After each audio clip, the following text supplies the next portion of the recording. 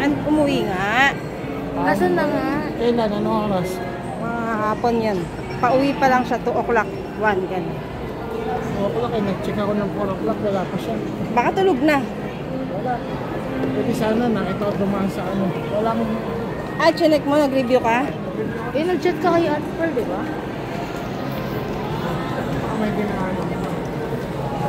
Baka na malengke pa. Pero sa kanya. Sabi niya, pauwi na siya. Kanina. Pero nandun naman siya. Hindi ko ngayon lang.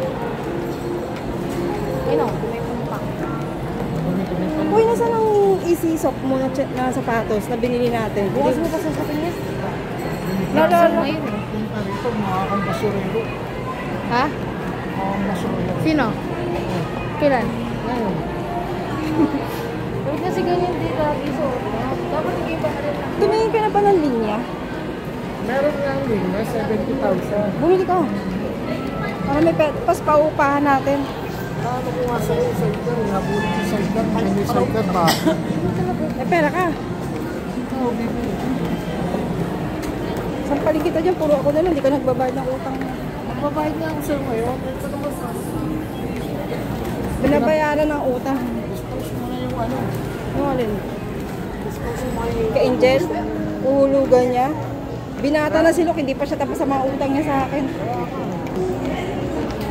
Tapos bigyan mo siya O di kaya, akin na muna yung titulo ng lupa niyo. Dapat ganun ginawa mo kay Mara. Sangla mo na. Oo, sangla mo na muna yung ano mo. Sabihin ko. Bayaran mo. Oo. Pag nabayaran mo, at ako ibibigay sa'yo.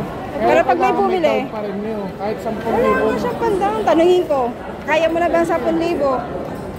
Lugi ka ron. Para na Kaya nga eh. Andiyan pa kaya si Yen? Ako? Inaway ko pa naman yung katabi ko. Bakit? Naglalaro. Oh, Parang construction worker eh. oh, tapos? Tapos,